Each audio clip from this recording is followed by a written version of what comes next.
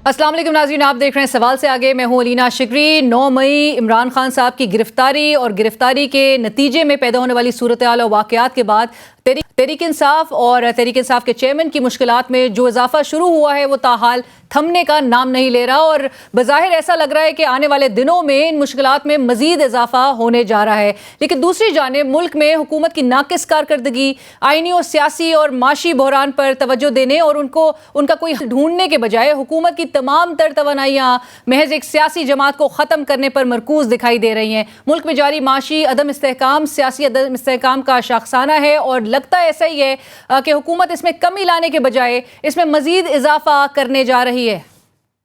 पे पाबंदी लगने जा रही है। इसकी कोई अर्जेंसी या इसकी फौरी तौर पर ज़रूरत पड़ी तो उससे मशवरा भी कर दिया जाएगा, लेकिन एक ऐसी चीज़ है जिसको रूल आउट नहीं किया जा सकता। पाकिस्तान तहरीक इंसाफ पर ना सिर्फ बतौर सियासी जमात पाबंदी की बात हो रही है बल्कि उसके चेयरमैन इमरान खान को भी माइनस किए जाने की बातें सामने आ रही हैं। इमरान खान के दौरे हुकूमत में उनके इत्तेहादी और करीबी समझे जाने वाले अवामी लीग के सरबराह जनाब शेख रशीद अहमद साहब ने अपने ट्वीट में इस खदशे का इजहार किया है कि हुकूमत की जानिब से supreme court review of judgments and orders कानून के नफाज के बाद माइनस इमरान खान और प्लस नवाज शरीफ फॉर्मूला वजूद में आ सकता है। इस बात को तकवीयत मुल्क में जारी सियासी जोड़ तोड़ से भी मिलती है। एक बार फिर पाकिस्तान के सबसे बड़े सूबे पंजाब में एक किंग्स पार्टी के वजूद की कोशिशें तेज कर दी गई हैं। जहांगीर तरीन साहब एक बार फिर पाकिस्तान की सियासत में मुतहर्रिक नजर आ रहे हैं और अपनी नई सियासी जमात के क़याम के सिलसिले में तगोदो करते दिखाई दे रहे हैं। आज भी जहांगीर तरीन लाहौर से इस्लामाबाद हंगामी दौरे पर उसी तैयारे में बैठ कर आए जो तैयारा 2018 इंतखाबात के बाद पंजाब में पीटीआई की हुकूमत के क़याम के लिए आज़ाद उम्मीदवारों को लाने के लिए इस्तेमाल हुआ था। लेकिन पाकिस्तान की सियासत में नई पार्टियां बनाना, पुरानी पार्टियों को तोड़ना या उनके वजूद को ख़त्म करने की कोशिशें करना, लीडरों को सियासत से माइनस करना कोई नई बात नहीं है। माजी में खुद मुस्लिम लीग नून और उनके कायद नवाज शरीफ को इसी सूरत हाल का सामना करना पड़ा। पीपल्स पार्टी के बानी जुल्फ़िकार अली भुट्टो साहब को फांसी पर चढ़ाए जाने के बावजूद आज भी उनके नाम का डंका बचे। पीपल्स पार्टी का तो नारा ही ये है कि कल भी भुट्टो जिंदा था, आज भी भुट्टो जिंदा है। पाकिस्तानी सियासत में चंद ऐसे सियासतदान आज भी मौजूद हैं जिनको इस बात का इदराक है। किसी जमात को नहीं खत्म करना। जिस मुल्क जमहूरियत नहीं होगी, जहाँ इलेक्शन चोरी होंगे, जहाँ पर अवाम की नुमाइंदगी नहीं होगी, वहाँ पर यही होगा जो हमारे साथ हो रहा है। ये बोझ हमें बर्दाश्त करने पड़ेंगे। लेकिन जमहूरियत की दावेदार हुकूमत मुज़ाकरात से ही सिरे से इनकारी नजर आती है। वफाकी वज़रा के इमरान खान से मुज़ाकरात की मुखालफत के बाद आज वज़ीर आज़म ने भी दो टोक अल्फाज में इमरान खान से मुज़ाकरात से इनकार कर दिया है। अपने ट्वीट में वज़ीर आज़म शहबाज शरीफ का कहना था कि सियासतदानों का लिबादा ओढ़ कर रियासती अलामतों पर हमला और जलाओ घराव करने वाले जो है उनके साथ मुज़ाकरात के अहल नहीं हैं। इनकी जानिब से की गई मुसल्लह कार्रवाइयों का एहतसाब किया जाना चाहिए। वफाकी वज़रा भी 9 मई के वाक़े में मुल्क अफराद से किसी भी रियायत बरतने को तैयार नहीं है, बल्कि उनका कहना है कि जो इन कार्रवाइयों में मुलव्विस हैं वो दहशतगर्द से कम नहीं है और उनके खिलाफ सख्त कार्रवाई होनी चाहिए और मिलिट्री कोर्ट्स में मुकदमात चलाए जाने चाहिए। सिविलियन के मिलिट्री कोर्ट्स में मुकदमात चलाने और एक सियासी जमात को महज दीवार से लगाने के लिए इस जमात के कारकुनों बिलखुसूस औरतों के साथ जो सलूक रवा रखा जा रहा है उस पर साबिक गवर्नर पंजाब और हुकूमती इत्तेहादी पीपल्स पार्टी के रहनुमा लतीफ़ खोसा साहब उसको ज़ियाउल हक के दौर से भी बदतरीन करार दे रहे हैं। और नाज़रीन, इस सूरत हाल पर बात करने के लिए हमें ज्वाइन कर रहे हैं वज़ीर आज़म के मुशीर सीनियर रहनुमा पाकिस्तान पीपल्स पार्टी कमर ज़मान कायरा साहब। कमर साहब अस्सलाम वालेकुम, thank you so much for joining us sir. Kaira साहब, सबसे पहला सवाल तो मेरा इससे मुताल्लिक होगा कि एक तो गुज़िश्ता रोज़ हमने जिस तरह से देखा कि एक नया कानून नज़रसानी के हवाले से वो भी सामने आ गया और उसका इंकशाफ कल की सुप्रीम कोर्ट की समाअत के इलेक्शन से मुताल्लिक समाअत के दौरान हुआ। इसके साथ साथ ही सियासी फ्रंट पे पॉलिटिकल जो लीडर्स हैं वो बड़े एक्टिव इस वक्त नज़र आ रहे हैं। एक नई जमात और नए ग्रुप के हवाले से बड़े मुतहर्रिक नज़र आ रहे हैं। जरदारी साहब भी लाहौर जो है वो आ रहे हैं सियासी कुछ शख्सियात से मुलाकात करने के लिए। लेकिन ऑन दी अदर हैंड जो हुकूमती वज़रा की जानिब से स्टेटमेंट्स आ रही हैं, गुज़िश्ता रोज़ राना सनाउल्लाह साहब वज़ीर दाखिला उन्होंने कहा कि इमरान खान साहब का मिलिट्री कोर्ट में ट्रायल बनता है। ख्वाजा आसिफ साहब वज़ीर दिफा वो कहते हैं कि इमरान खान साहब के खिलाफ आर्मी एक्ट के तहत कार्रवाई खारिज इम्कान नहीं। पाकिस्तान पीपल्स पार्टी के इस हवाले से क्या पोजीशन है कायरा साहब, क्योंकि पीपल्स पार्टी तो इवन मिलिट्री कोर्ट्स की इस्टेब्लिशमेंट के लिहाज से बड़ी रिजर्वेशंस रखती थी। And I remember Azhar Rabbani साहब ने वो आपदीदा हो गए थे 21वीं तरमीम के दौरान भी, और जब वो वोट देना पड़ रहा था, और उन्होंने कहा था कि वो अपने ज़मीर के खिलाफ जो है जाकर वोट दे रहे हैं। शुक्रिया अलीना। पहली बात तो यह है कि ये जो आपने फरमाया ना कि अदालत के अंदर इंकशाफ हुआ, ये कोई खुफिया काम नहीं था जो हमने अंदर खाने करके 4 बंदों ने बैठ के कोई लॉ बना दिया, कोई ऑर्डिनेंस नहीं आया। ये दोनों ऐवानों ने पास किया और ये कोई महीने का अमल है जिसके दौरान पास हुआ, और पहले कौमी असम्बली से पास हुआ, फिर सेनेट में गया, वहां कुछ दिन के बाद पास हुआ, फिर सदर साहब के पास गया। तो ये कोई इंकशाफ वाली सूरत हाल ही नहीं, ये तो ओपन बात है, सबको पता था ये प्रोसेस में है। और जाने ना जाने, गुल ही ना जाने, बाग तो सारा जाने है, ये वाली कैफियत थी। राइट से एक इम्प्रेशन कायरा साहब, कता कलामी की माफ़ी, लेकिन एक इम्प्रेशन ये आया कि जहाँ पर supreme court practice and procedure जो एक्ट था उसको सस्पेंड किया था, और पैरेलल एक दूसरा कानून लेकर आया गया जिसमें अपील का भी हक दिया जा रहा है, रिव्यू का भी हक दिया जा रहा है, और ये भी कहा जा रहा है कि अब नवाज शरीफ साहब भी, जिनका रिव्यू में डिसीजन सामने आ चुका था और जिसकी अब जो लिमिट है वो एक्सपायर्ड कंसिडर की जाती है, लेकिन उनके लिए भी एक राह हमवार हो गई है कि वो भी सियासत में दोबारा से एक एंट्री कर सकेंगे।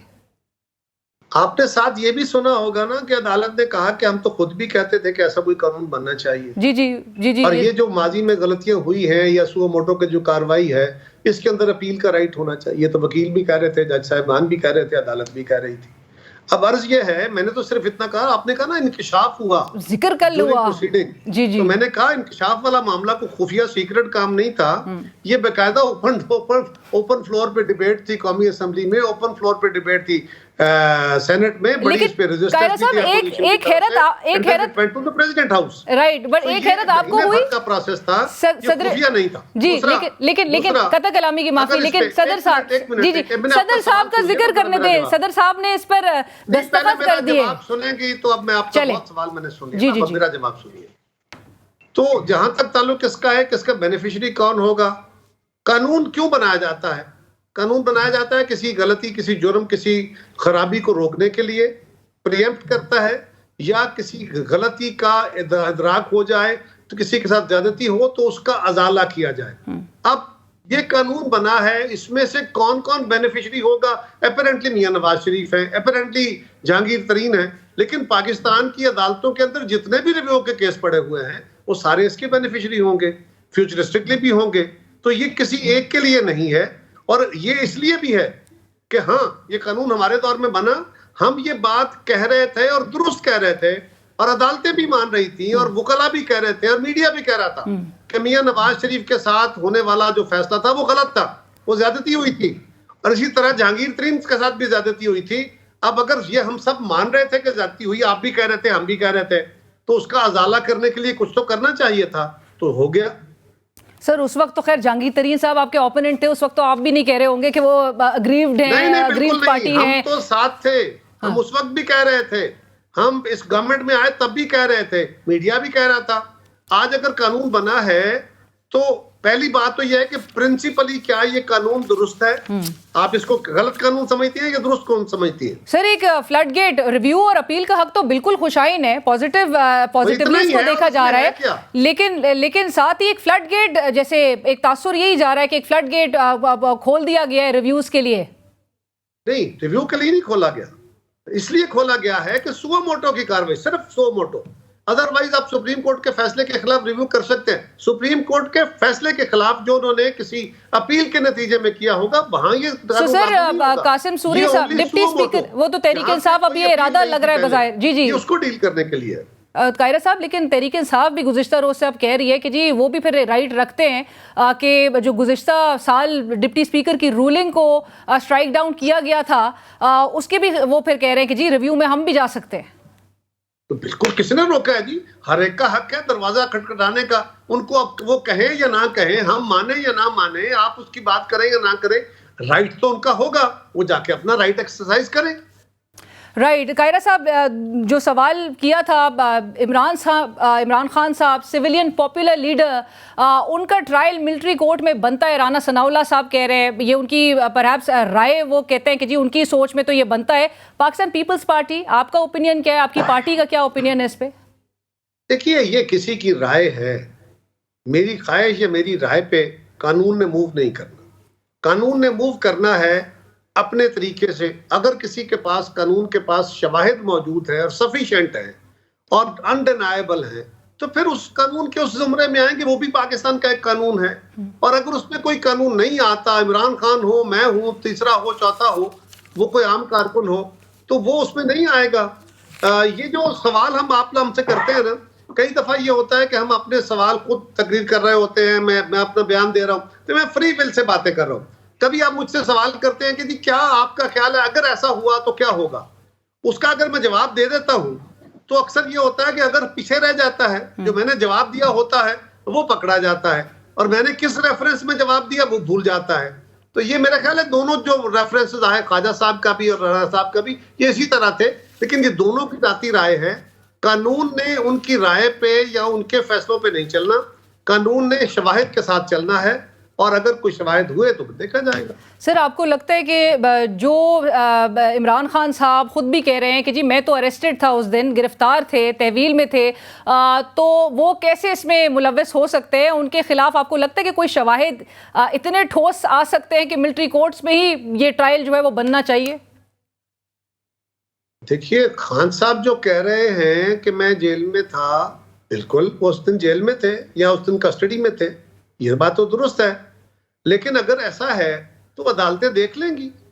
अदालत के अंदर तो किसी ने केस अपना प्रूव करना है ना जी। अदालत में किसी ने बताना है कि ये इनके खिलाफ शवाहिद हैं, फलां फलां फलां, और अगर वो सफिशिएंट शवाहिद हैं तो फिर ही ट्रायल होगा ना, अगर नहीं होगा तो नहीं होगा। राइट, बट कायरा साहब, अब शहरियों पर, मतलब शहरियों के ऊपर जितने भी संगीन इल्ज़ामात उनके ऊपर क्यों ना हो, आप समझते हैं कि मतलब इंसाफ के, मिलिट्री कोर्ट्स में ट्रायल होना इंसाफ के तकाजे, जो इंसानी हुकूक के हुकूक हैं और जो बुनियादी जो आज़ादी है, वो पूरा कर पाएंगे? पहली बात तो ये है कि ये जो मिलिट्री का या आर्मी एक्ट है, ये वो नहीं है कि आर्मी कोर्ट उसका फैसला करेगी और आर्मी चीफ के पास फाइनल अपील हो जाएगी। नहीं, अब ये है कि कोर्ट का फैसला, और वहां आपको अपना वकील रखने का इख्तियार है जो पहले नहीं था। दूसरा आर्मी चीफ के पास अपील होगी। उस अपील के बाद आपको हाई कोर्ट में जाने का, अपील करने का हक होगा, और हाई कोर्ट के फैसले के खिलाफ आप सुप्रीम कोर्ट में जा सकते हैं। ये मिलिट्री ट्रायल वो होगा या मिलिट्री कोर्ट वो होगी जिसके फैसले के खिलाफ 3 अपीलें लाए करती हैं 2 सुपीरियर कोर्ट्स की। दूसरी बात यह है कि मुल्क का एक कानून है, आर्मी एक्ट भी मुल्क का एक कानून है, वो किस किस पे लागू हो सकता है उसकी डिफाइंड सूरत हाल मौजूद है। उसके अंदर जो जो आएगा वो किसी की ख्वाहिश पे नहीं डाला जा सकता। अगर कोई ऐसा है कि जो आर्मी की इंस्टॉलेशन पे अटैक करने का या सीक्रेट एक्ट के तहत उसके खिलाफ जो डिफाइंड लॉ है उसके तहत आएगा, तो फिर वही बंदा डिमांड होगा, और उसको भी सिविल अदालतें मुवक्कफ सुनने के बाद वहां देंगी। और तीसरी गुजारिश ये है कि ह्यूमन राइट्स का या दीगर इश्यूज का जो इशू है, जब बरतानिया में वायलेंस होता है तो वहां पुलिस इसी तरह इससे ज्यादा तशद्दुद करती है, इससे ज्यादा लाठीचार्ज करती है, और ट्रायल करते हुए दिन रात 24/7 स्पेशल कोर्ट्स बना के लोगों को, औरतों, मर्दों, बच्चों, सबको सजाएं दी जाती हैं। जब कैपिटल हिल पे ट्रंप के हामी हमला करते हैं, अमेरिका जो चैंपियन है बड़ा ह्यूमन राइट्स का, वहां पे भी इसी तरह की सूरत हाल होती है। स्पेशल ट्रायल होते हैं, क्विक ट्रायल होते हैं, स्पेशल लॉ के तहत होते हैं। पाकिस्तान में कोई उससे अलग निजाम नहीं है, और हमने निजाम को अपनी तरह चलाना है। बिल्कुल, और आज आपका ये स्टेटमेंट भी बड़ा हाईलाइट दुनिया के वो ममालिक कहाँ खड़े हैं जो हम पे इतराज करते हैं। राइट, और कायरा साहब, आपका ये स्टेटमेंट जो है वो आज बड़ा हाईलाइट भी हो रहा है कि तशद्दुद, आपने कहा कि रियासत का हथियार है, होता है, और दीगर ममालिक में भी ये इसी तरह से होता है, लेकिन रियासत के लिए क्या इंसाफ जायज़ है या आपके ख्याल में वायलेंस? ये मुझे हैरानगी है। मैं अब जहालत का तो कोई इलाज नहीं है मेरे पास किसी की। मैं तो सिंपल मैंने बात कही थी जो लॉजिकल है, जो सारी दुनिया में एक प्रपोजिशन ऑफ लॉ के तौर पे इस्तेमाल किया जाता है, और वो नोन बात है। मैंने को अपने तौर पे बात नहीं की, ये मेरा ख्याल नहीं है। वायलेंस का इख्तियार सिर्फ रियासत के पास है, ये सारी दुनिया में नोन लॉ है, नोन नॉर्म है। अब मैंने क्या कहा, और उसके बाद मैंने, क्योंकि ये बहस छिड़ गई, और ये तो हमारे यहाँ तो है ना जी, वो कुत्ता कान ले गया तो किसी ने कान को हाथ नहीं लगाना, वो कुत्ते के पीछे भाग पड़ना है। अब ये बहस छिड़ी, मैंने कहा जनाब मेरा मकसद बुनियादी तौर पर, इसकी वजाहत भी जारी की है कि मेरा मकसद बुनियादी तौर पर यह है कि यूज ऑफ अप्रोप्रिएट फोर्स ये किसी इंडिविजुअल या ग्रुप का इख्तियार नहीं है, बल्कि ये रियासत का इख्तियार है। राइट कायरा साहब, अब जो सिचुएशन देखी जा रही है जिसमें इमरान खान साहब कह रहे हैं कि जी उनकी पार्टी को डिसमेंटल किया जा रहा है, जमहूरियत को डिसमेंटल किया जा रहा है, उनकी पार्टी तोड़ी जा रही है, बंदे जो है वो कहते हैं तोड़ लें, इलेक्शन करवा लें, लेकिन आपके ख्याल में ये तोड़ी जा रही है उनकी जमात या खुद ही टूट रही है? ये जिस तरह जोड़ी गई थी जी, ये अननेचुरल थी। ये अब हालात ऐसे बने, कल खान साहब के हालात फेवर में बने थे तो यही जहांगीर तरीन साहब का जहाज चलता था। अब भी जहांगीर तरीन साहब ही चल रहे हैं, और उनके साथ अगर लोग जा रहे हैं तो खान साहब को गिला क्या है? राइट, बट कायरा साहब ये जमहूरी अमल के लिए किस तरह से फायदेमंद होगा? बात जमहूरी अमल की तो है ही नहीं। वो लोग किसी जमहूरी अमल के लिए नहीं गए थे। जो गए थे वो इसलिए कि खान साहब के इक्तदार में आने के अमकान हैं, उनकी गुड्डी चढ़ाई गई थी, और उसके नतीजे में लोग उतर गए कि वहां से हमें सीटें मिल जाएंगी। वो किसी नजरिए के लिए गए थे, वो तो सीटें लेने गए थे। अब खान साहब के पास वो सीटें मिलने का अमकान नहीं है, वो उनसे लोग अलहदगी इख्तियार कर रहे हैं। अब जहां जहां लोगों ने बातें अपनी पॉलिटिक्स तो करनी है, जो उनको छोड़ रहे हैं वो अपनी अपनी प्लेसमेंट देखेंगे कहां कहां जाते हैं। सिर्फ उनकी प्लेसमेंट के लिए पाकिस्तान पीपल्स पार्टी कितने लोगों को वेलकम करने जा रही है? मेरा ख्याल है सबसे ज्यादा तो लोग हमारे ही तोड़ के भेजे गए थे, इसी उम्मीद के साथ कि वहां से उनको सीटें मिल जाएंगी। वो अगर वापसी के रुख करते हैं तो फिर सुबह का भूला शाम को वापस आता है, और घर वालों की भी जरूरत है, तो फिर देखेंगे। लेकिन कायरा साहब, इमरान खान साहब तो अपने जलसों में भी, अपनी तमाम तकारीर में उन लोगों के जो कि सियासी उनकी पार्टी से अलहदगी इख्तियार कर रहे थे, जिन्होंने डिफेक्ट भी किया था गुज़िश्ता साल भी, तो उनके हवाले से बड़ा कुछ कहते आए थे। और आपको पता है वो इल्ज़ामात क्या लगा रहे थे, और लोगों को किस तरह से वो प्रोवोक किया जा रहा था कि जिनको ना कोई वोट देगा, और जो अलकाबात से उनको नवाजा जा रहा था कि जी उनके फैमिली मेम्बर्स की, उनके बच्चों की शादियाँ नहीं होंगी, और तमाम तर बातें। तो आपको लगता है पीपल्स पार्टी फिर एक अच्छी स्ट्रैटेजी होगी पीपल्स पार्टी की अगर इनको वापस से एक्सेप्ट किया जाता है? काश यही असूल आप उस वक्त भी बयान करती हैं जब लोग हमारे तोड़े जा रहे थे, लेकिन चले उस वक्त ना सही, अब आपने कर दिया, अच्छा किया। सर ये तो एलिगेशन है, आपको लगता है हमने नहीं किया? नहीं, अर्ज ये है नहीं किया। अर्ज ये है कि उस बहस में गए बगैर मैं आ जाता हूँ इधर। अच्छा। अर्ज ये है कि खान साहब के लोग उनको छोड़ के जाएं, अगर तो वो अपने असूल पे जा रहे हैं, बिस्मिल्लाह। अब अर्ज ये है कि खान साहब कह रहे थे कि मैं उनको कबूल नहीं करूंगा, उनके बच्चों की शादियां नहीं होंगी, वो होटलों में नहीं जा सकेंगे। क्या वो खान साहब अपने लोगों को इंसाइट नहीं कर रहे थे, नफरत नहीं फैला रहे थे? वो क्या कर रहे थे? आज उसी का शिकार हुए पड़े हैं ना। यही तो हम कह रहे हैं कि वो तो नफरत बेचते थे। और रही बात, मेरे लिए इमरान खान की कही बात कोई मोतबर बात नहीं है। ना तो वो एक स्टेबल लीडर है, ना वो कोई थिंकर है, बल्कि वो तो यू टर्न लेने वाले हैं और गलतियों पे गलतियां करते हैं और कहते हैं मैं नया आदमी, मुझे पता ही नहीं चला। अब उनकी बात शायद आपके लिए मोतबर हो, मेरे लिए नहीं सर। लेकिन अभी बहरहाल उन्होंने अगर कोई इंट्रोस्पेक्शन करने के बाद एक नेगोशिएटिंग टीम और कमेटी बना दी है, और अब वो चाह रहे हैं कि जी हुकूमत मुज़ाकरात की तरफ आ जाए, इस जमहूरी अमल को आगे लेके चलना चाह रहे हैं, अगर ख्वाहिश का इजहार कर रहे हैं, इलेक्शन चाह रहे हैं, तो अब हुकूमत के पास अब मुज़ाकरात का कोई ऑप्शन नहीं है। गुजारिश ये है अलीना, मैंने अभी एक प्रोग्राम में एक शेर पढ़ के सुनाया था, आपको भी सुना देता हूँ जी। वो है ना कि मेरे कत्ल के बाद उसने जफा से तौबा, आए उस जूद पशेमा का पशेमा होना। अर्ज ये है कि खान साहब तो हमेशा इस अमल से भागे नहीं, इस अमल को धुतकारा। जब वो हुकूमत में आए, हमने कहा आए मिलके गवर्नमेंट को आगे ले जाने की पॉलिसियां बनाते हैं, केस चलते रहे, उन्होंने गालियां दी। हम हुकूमत में आए, हमने कहा आए बैठ के वे फॉरवर्ड डिजाइन करते हैं, उन्होंने गालियां दी, उन्होंने फौज के ऊपर प्रेशर बढ़ाया कि इनको चलता करो, इलेक्शन कराओ, मुझे लेके आओ, हमने कहा हमसे मुज़ाकरात करें, उन्होंने गालियां दी। अब वो सारा कुछ तोड़ छोड़ के यहां तक आके खड़े हो गए हैं और अब वो क्लीन हाथों से नहीं है।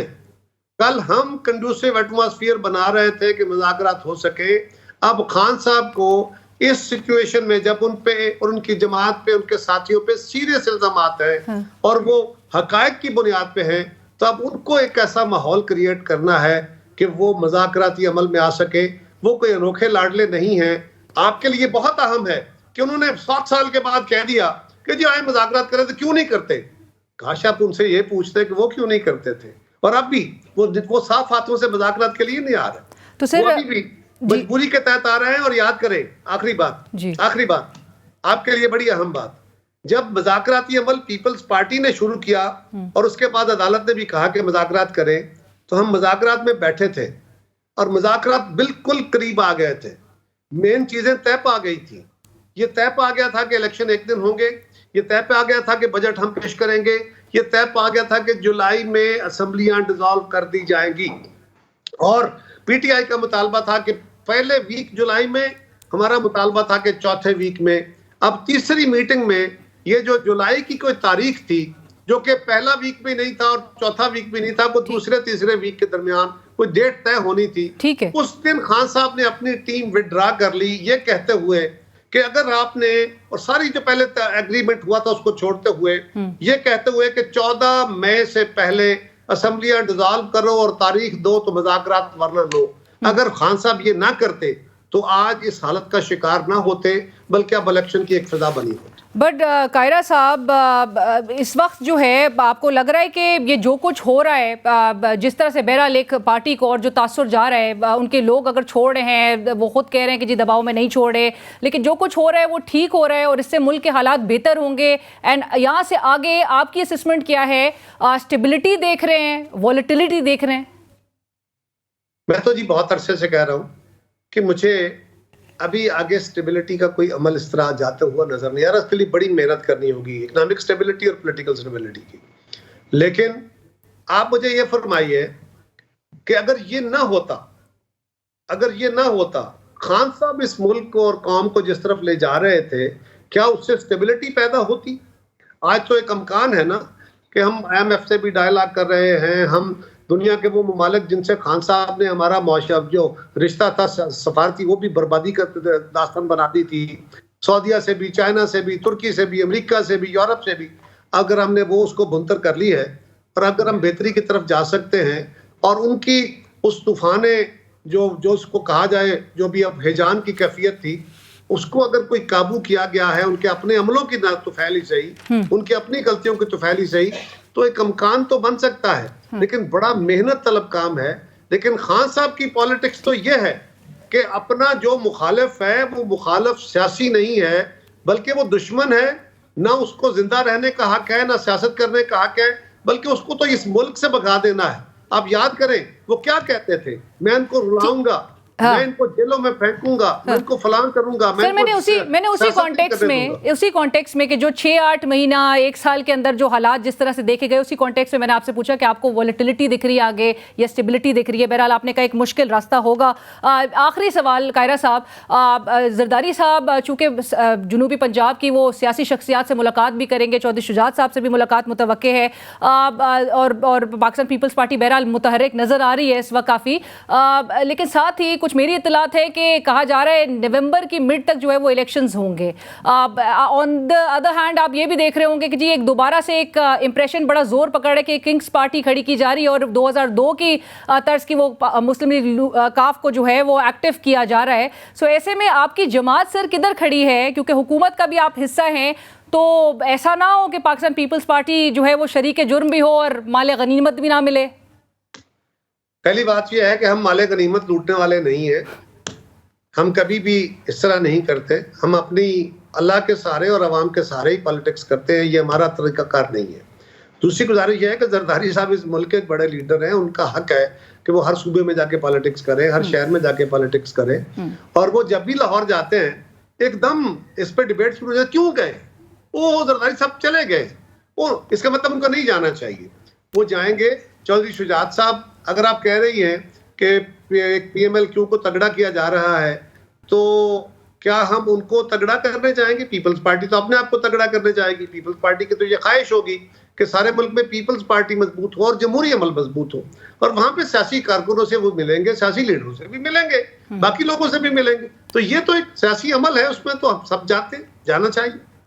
Right, thank you so much Kaira साहब, बहुत शुक्रिया आपके वक्त का। कमर ज़मान कायरा साहब, मुझे बराए उमूर कश्मीर और गिलगित बल्तिस्तान सीनियर रहनुमा पाकिस्तान पीपल्स पार्टी, इस वक्त हमारे साथ गुफ्तगू कर रहे थे। इसी के साथ ही बढ़ेंगे एक ब्रेक की तरफ, ब्रेक के बाद हाजिर होते हैं। नाज़रीन, ब्रेक के बाद एक बार फिर खुशामदीद। और अब माशी सूरत-ए-हाल के हवाले से बात करते हैं। वज़ीर आज़म शहबाज शरीफ ने IMF का 9th रिव्यू प्रोग्राम मुकम्मल करने के लिए आलमी मालियाती इदारे की MD से खुद राब्ता किया और उनसे मदद मांग ली। हुकूमत की जानिब से FBR अहदाफ और कर्ज़ों की अदायगी समेत अहम अहदाफ की तजावीज़ IMF के साथ शेयर कर दी गई हैं, और वज़ारत ख़जाना के ज़राए का कहना है कि IMF का मौजूदा प्रोग्राम मुकम्मल होते ही पाकिस्तान अगले प्रोग्राम के लिए मुज़ाकरात शुरू करना चाहता है। दूसरी तरफ सहाफ़ियों से जब गैर रस्मी गुफ्तगू के दौरान इसहाक डार साहब, वज़ीर ख़जाना हमारे, उनसे जब पूछा गया कि IMF के साथ मुआहिदा ना होना उनकी गलती है, तो वज़ीर ख़जाना गुस्से में दिखाई दिए और उन्होंने कहा कि पाकिस्तान डिफ़ॉल्ट हो गया है क्या? वज़ीर ख़जाना के रवैये से मेरा लग नहीं रहा कि वो IMF के मामले को अब भी संजीदगी से ले रहे हैं, क्योंकि आज एक बार फिर वज़ाना इसहाक डार साहब ने मुल्क के दिवालिया होने के खदशात के हवाले से खदशात जो इस वक्त लूम कर रहे हैं हमारी माशी सूरत हाल को मद्देनज़र रखते हुए, उस हवाले से क्या कहा, आइए आपको पहले वो सुनवाते हैं। With in Pakistan and outside Pakistan, ये पिछले 3-4 महीने से पहले इतनी रिपीटेडली ऑलमोस्ट डेली ये बयान आते थे, आप भी पढ़ते होंगे, जी पाकिस्तान डिफॉल्ट कर रहा है, पाकिस्तान डिफॉल्ट कर रहा है, ये बॉन्ड पे नहीं होगा, ये जी फलां पेमेंट इतनी बड़ी आ रही है, क्या करेंगे, नहीं पे होगा। यानी एक ग्लूम की एक पिक्चर पेश की हुई थी। सो ग्लूम की एक पिक्चर पेश की जाई थी, वज़ीर ख़जाना इसहाक डार साहब का ये कहना था। और साथ ही उन्होंने आज इसी टॉक में ये भी कहा कि जी वो हुकूमत जो है वो संजीदा इक़दामात मुल्क की बेहतरी के लिए लेने की तरफ जा रही है, और इन ऑल ऑनेस्टी और तमाम तर एफर्ट्स की जो है वो यकीन दहानी भी कराई जा रही है। लेकिन डिफ़ॉल्ट से मुताल्लिक जो तासुर से वो इनकार कर रहे हैं, उन्हीं की पार्टी के मेंबर और साबिक वज़ीर ख़जाना मिफ्ता इस्माइल साहब ने मुल्क के डिफ़ॉल्ट होने के खदशा जाहिर करते हुए हुकूमत की माशी पॉलिसियों को उसका ज़िम्मेदार ठहराया। सो डिफ़ॉल्ट के रिस्क अभी भी मंडला रहे हैं। दूसरी तरफ आलमी मालियाती इदारे ने कर्ज बहाली की शराइत को पाकिस्तान के सियासी तनाज़ात के आइन में रहते हुए हल के साथ जोड़ दिया है, और पाकिस्तान में IMF के मिशन चीफ ने कहा कि हम मुल्क की सूरत हाल पर जो मकामी सियासी सूरत हाल है इस पर गुफ्तगू नहीं करते और ना राय देंगे, लेकिन पाकिस्तान की हालिया सियासी पेशरफ्त का नोटिस लेते हुए सियासी पेशरफ्त का जायज़ा ले रहे हैं। और उनका मजीद कहना था कि पाकिस्तान के साथ IMF प्रोग्राम के मियाद जून के आखिर में ख़त्म हो रही है, पाकिस्तानी हुकाम से राब्ते में हैं और फाइनेंसिंग प्रोग्राम की मियाद ख़त्म होने से पहले मीटिंग की राह हमवार कर रहे हैं। इस हवाले से हम गुफ्तगू करेंगे। एक तो ये भी क्योंकि IMF के जो मिशन चीफ है उन्होंने ये भी कहा कि बजट जो है that will be in line with the IMF goals. इस हवाले से बात करेंगे क्योंकि आज ये डार साहब कह रहे थे कि जी रिलीफ दिया जाएगा आवाम को। इस हवाले से गुफ्तगू होगी। डॉक्टर खाकान नजीब हमें ज्वाइन कर रहे हैं, माहिर माशी उमूर और वज़ारत ख़जाना के साबिक तर्जुमान। डॉक्टर साहब अस्सलाम वालेकुम, बहुत शुक्रिया हमें ज्वाइन करने के लिए। डॉक्टर साहब, मैं मेरे ख्याल से IMF मिशन चीफ की इस स्टेटमेंट से मुताल्लिक पहले तो चाहूँगी कि आप ज़रा डिसाइफर करें कि वो IMF आखिर कहना क्या चाह रहे हैं, जहाँ पर वो ये कहते हैं कि मकामी सियासी सूरत हाल पर राय तो नहीं दी जाएगी। बहरहाल उम्मीद जाहिर की जा रही है कि आइन और कानून के मुताबिक पुरअमन हल जल्द तलाश करना जो है वो कर लिया जाएगा। सो ये क्या कहना चाह रहा है IMF हमसे?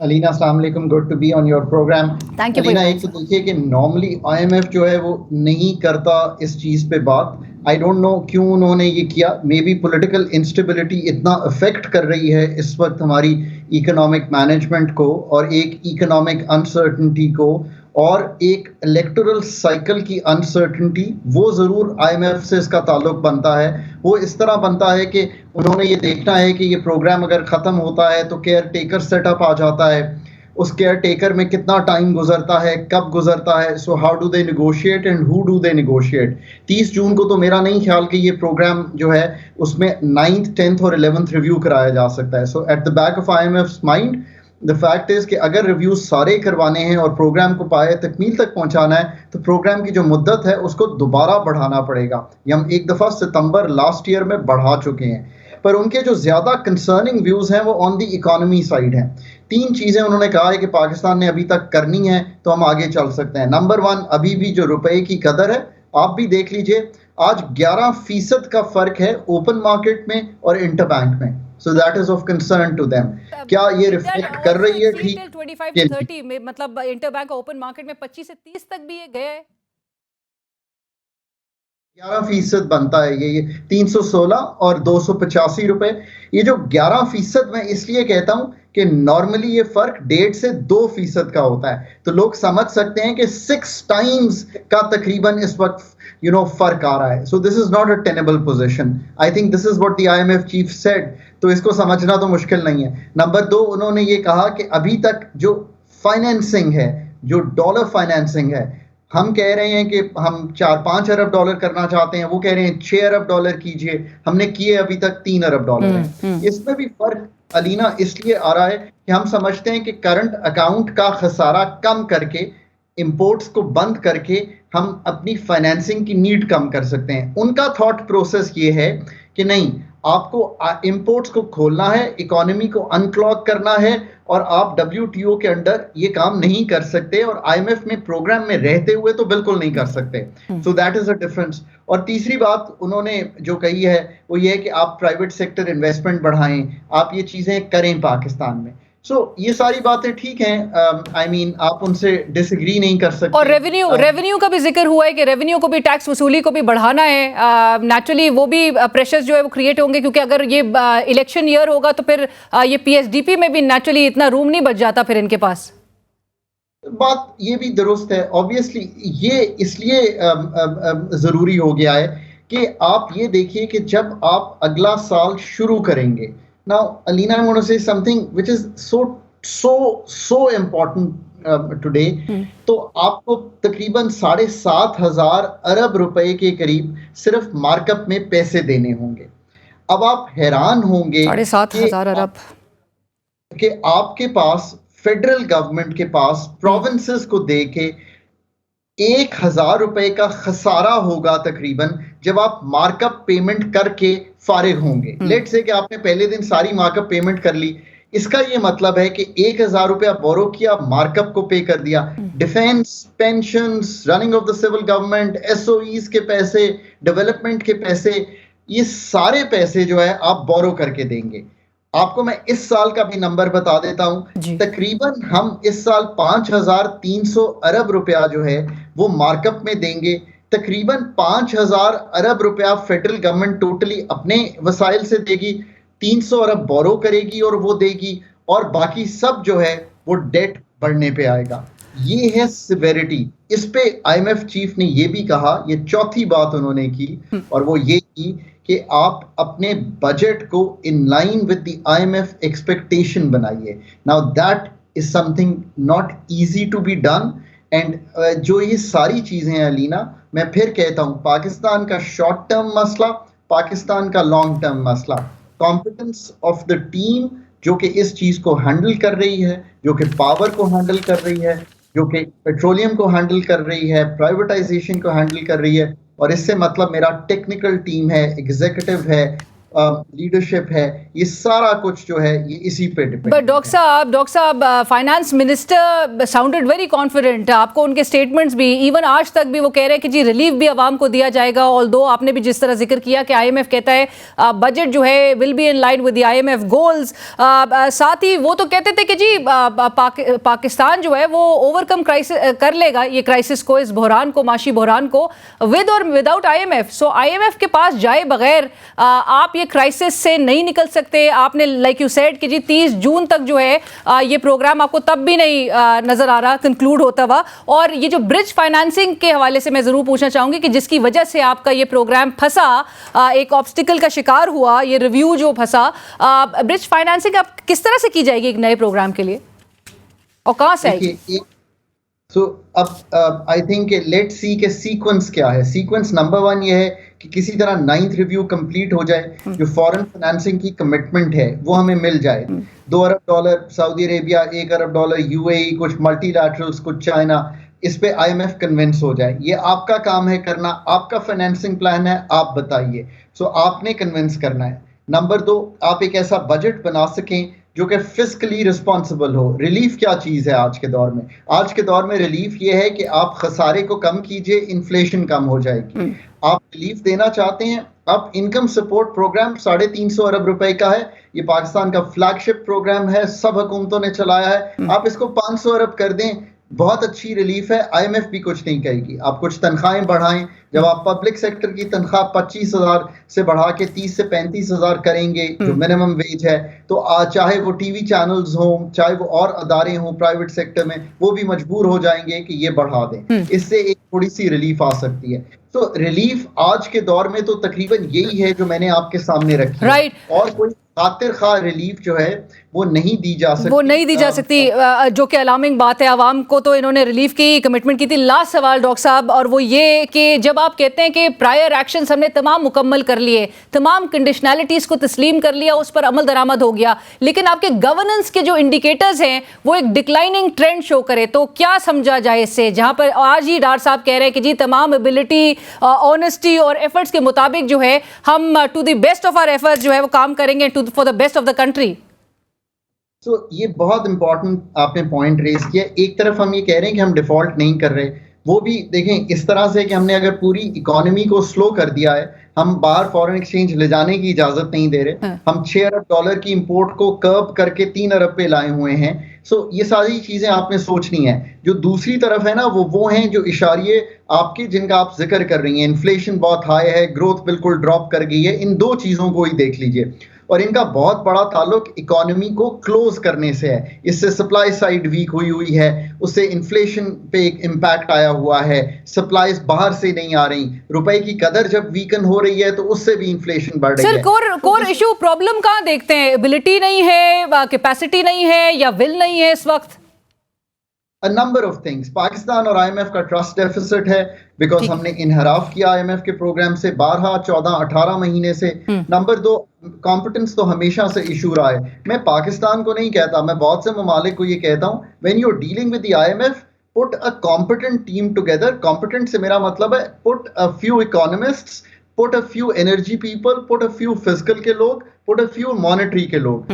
To be very honest, ये चीज तो नहीं है ना पाकिस्तान में। आप एक जनरलिस्ट एग्जीक्यूटिव हैं जिससे डील करने की कोशिश कर रहे हैं, तो शायद आप नहीं कर पा रहे। और इसके अलावा ये भी है कि IMF भी इस वक्त ओवर केयरफुल हो रहा है। याद रखिए कि पाकिस्तान $4 अरब के इस वक्त रिजर्व्स पे खड़ा हुआ है, इकोनॉमी को बंद किए हुए है। IMF इसलिए भी केयरफुल हो रहा है कि खुदा ना खास्ता IMF के प्रोग्राम में रहते हुए कोई पेमेंट मिस हो गई, कोई पैसे हमारे पास ना हुए, तो it will reflect badly on them. I think I also speak to the IMF people and I say this that they should also think about it कि अब काफी कुछ हो गया है। This government has tried to do stuff. अगर उनके एक दफा पैसे या स्टैंप ऑफ अप्रूवल आ जाएगी, तो maybe we can do a few other things. Right, and we really hope कि सिचुएशन जो है इससे बहरानी कैफियत से पाकिस्तान को बाहर निकाला जा सके। Thank you so much doctor साहब कि आपके वक्त का। डॉक्टर खाकान नजीब, माहिर माशी उमूर और वज़ारत ख़ज़ाना के साबिक तर्जुमान, इस वक्त हमसे बात कर रहे थे। और एक तरफ IMF की कंडीशंस हैं, जो प्रायर एक्शंस हैं जिसकी हम बात कर रहे हैं और तस्लीम करते हैं कि हमने वो मान ली हैं, उन पे तमाम पे एक्शंस ले लिया गया है, वो तमाम मेजर्स इन प्लेस हैं, लेकिन बावजूद उसके वज़ीर आज़म शहबाज शरीफ साहब को IMF के MD को खुद रुजू करना पड़ रहा है और मदद तलब करनी पड़ रही है। सो कहीं ना कहीं कोई बात है जो कि हुकूमत जो है वो खुल के बता भी नहीं रही है। बहरहाल एक ब्रेक की तरफ चलेगी, ब्रेक के बाद हाजिर होगा। नाज़रीन, ब्रेक के बाद एक बार फिर खुशामदीद। और आज जनाब डॉक्टर उस्मान अनवर साहब IG पंजाब आज प्रेस कॉन्फ्रेंस कर रहे थे और उन्होंने कहा कि सोशल मीडिया पर प्रोपेगेंडा किया जा रहा है और सोशल मीडिया पर गिरफ्तार ख़वातीन पर तशद्दुद के हवाले से एक झूठा प्रोपेगेंडा किया जा रहा है। माजी की वो कह रहे हैं कि तस्वीर चलाई जा रही हैं, झूठी और ट्वीट्स जो हैं वो की जा रही हैं, फेक पोस्ट शेयर की जा रही हैं। केयर टेकर जो CM है पंजाब के मोहसिन नकवी साहब, उन्होंने भी कुछ इसी किस्म का बयान दिया है कि ख़वातीन से बदसलूकी के बारे में वो कह रहे हैं कि एक प्रोपेगेंडा किया जा रहा है। सो ये सोशल मीडिया पे जिस तरह के एक डिसइंफॉर्मेशन, मिस इन्फॉर्मेशन का सिलसिला है इस डिजिटल दौर में, उसको कैसे काउंटर किया जाएगा? और ऐसे में जब हकाइक और जो फैक्ट्स रिपोर्ट हो रहे होते हैं उस पर जो डाउट्स क्रिएट हो जाते हैं, उस सूरत हाल को कैसे मैनेज किया जाएगा और ऐसे में रोल क्या प्ले करना चाहिए इदारों को, इस हवाले से गुफ्तगू करेंगे। हमें ज्वाइन कर रहे हैं राइट्स एक्टिविस्ट अली अब्बास जैदी साहब। अली अस्सलाम वालेकुम, बहुत शुक्रिया हमें ज्वाइन करने के लिए। अली, लाइक आई सेड के मिस इन्फॉर्मेशन है, प्रोपेगेंडा की बातें की जा रही हैं और साथ साथ वो जो क्लिक बेट वाली एक सूरत हाल देखी जाती है, वो जो एक सिलसिला है जो कि आप उसको रोक नहीं सकते, लेकिन उसको बेहतर अंदाज में काउंटर कैसे करेंगे और हर खबर को या जो ऑथेंटिक इन्फॉर्मेशन भी शेयर हो रही है और अगर कह दिया जाए, एक स्वीपिंग स्टेटमेंट दे दी जाए कि ये प्रोपेगेंडा है, तो क्या ये भी जस्टिफाइड है? जी, thank you very much Alina. देखें जी, सबसे पहले तो नाजरीन के लिए कि फेक न्यूज़ दो किस्म की हो सकती है, या वो मिस इन्फॉर्मेशन हो सकती है या वो डिस इन्फॉर्मेशन हो सकती है। इस मिस और डिस के दरमियान जो इन्फॉर्मेशन है उसमें सिर्फ एक फर्क है, इंटेंट का। डिस इन्फॉर्मेशन बाकायदा इंटेंट के साथ की जाती है कि किसी को बदनाम किया जाए, किसी सियासी बयानिए को तकवीत बख्शी जाए। मिस इन्फॉर्मेशन अनजाने में भी हो सकती है, जैसे कि हमारे यहाँ होता है ना, मिस इन्फॉर्मेशन मुझे मिली है, तो उसके पीछे इंटेंट जरूरी नहीं है। इन दोनों को काउंटर करने के लिए there are two different ways. Misinformation क्योंकि अनजाने में होती है, आप किसी अगर सियासी मौक़िफ़ से एग्री करते हैं तो आपके अंदर कॉन्फर्मेशन बायस होता है, आपके अंदर एक बायस होता है कि आप उस तरह की जो भी इंफॉर्मेशन आपको आएगी जो आपके बयानिए के सपोर्ट करेगी, आप उसको बगैर वेरीफाई किए आगे फैला देंगे।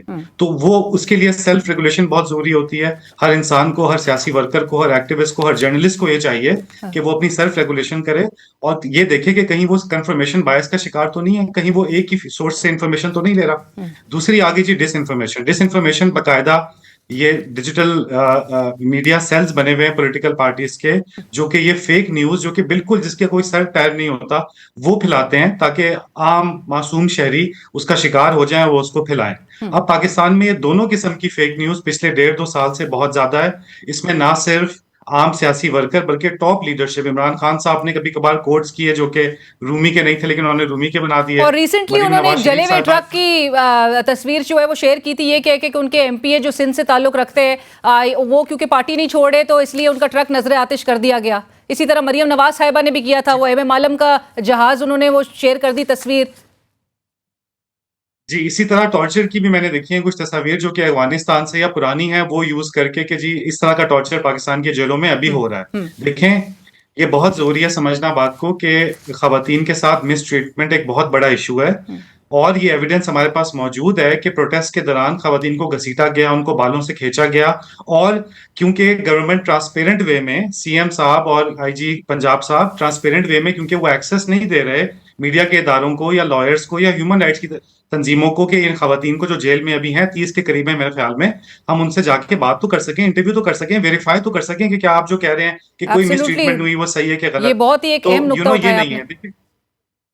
जी, मैं कहना ये चाह रहा हूँ कि देखें, सच को इस्टेब्लिश करने की प्राइमरी जिम्मेदारी ना हुकूमत वक्त की होती है, रियासत की होती है। रियासत अगर ट्रांसपेरेंट नहीं होगी, वो एक्सेस नहीं देगी और इंटीरियर मिनिस्टर आपके रात को 12 बजे आके अजीब और गरीब प्रेस कॉन्फ्रेंस करेंगे कि जी खुदा ना खास्ता रेप हो रहे हैं, इस तरह की वो बातें करेंगे तो जाहिर बात है लोगों के अंदर फियर भी फैलेगा, उपहाम भी फैलेगा, मिस इन्फॉर्मेशन और डिस इन्फॉर्मेशन दोनों बहुत ज्यादा फैलेंगी और इससे बहुत ज्यादा हार्म कॉज होता है। लोगों की इज्जत, लोगों की जान, लोगों की माल जो है वो हार्म होती है। तो ये बहुत डेंजरस हो गया। मैं आपको भी बताता चलूं कि देखें, हम जैसा एक्टिविस्ट या जर्नलिस्ट जो होता है वो सीनियर सहाफियों को देखता है। मैंने पिछले दिनों देखा तलत हुसैन साहब ने एक ट्वीट की हुई खदीजा शाह के हवाले से कि जी ये उन्होंने स्टेटमेंट जेल में जब वो मतलब हिरासत में उसके बाद, हालांकि ऐसा नहीं था और वो जेल जाने से पहले की वीडियो थी। बिल्कुल जी, तो ये मैं कह रहा हूं कि जब इतने हाई लेवल के सीनियर सहाफी भी फैक्ट चेकिंग बेसिक नहीं करेंगे और इस पोलराइज्ड पाकिस्तान में मिस इन्फॉर्मेशन या डिस इन्फॉर्मेशन फैलाएंगे तो आप यकीन करें कि आम शहरी बेचारा कहाँ रह जाता है। एब्सोल्युटली, बिल्कुल। और ये सच जो है वो और जो फैक्ट्स हैं वो कॉम्प्रोमाइज हो जाते हैं ऐसी सूरत हाल में। Thank you so much Ali Abbas Zaidi साहब, बहुत शुक्रिया। सहाफ़ी, राइट्स एक्टिविस्ट इस वक्त हमसे बात करते हैं जैदी साहब, जिन्होंने कहा कि सच को स्टैब्लिश करने की जो बुनियादी जिम्मेदारी है वो हुकूमत वक्त रियासत पाकिस्तान की है। इदारे एक्सेस दे दे। आज IG साहब कह रहे थे कि जी कोई बदसलूकी नहीं हो रही, इंडिपेंडेंट जर्नलिस्ट को एक्सेस दे दे, उनसे मुलाकात करने के जो है वो परमिशन ग्रांट कर दे, तो उसके बाद जो है वो तमाम जो फैक्ट्स है वो भी रिपोर्ट हो जाएंगे। लेकिन इस तरह से एक्सेस भी ना दिया जाए और ये कहना कि जी सब कुछ जो खवातीन के साथ सलूक की जो वीडियोज़ मंजर आम पर आई वो प्रोपेगेंडा था, तो ये भी एक स्वीपिंग स्टेटमेंट देने से मेरे ख्याल से हाई ऑफिशियल्स जो है वो गुरेज करें। प्रोग्राम की टीम अलीना शिकरी को इजाज़त दीजिए अब। अल्लाह हाफ़िज़।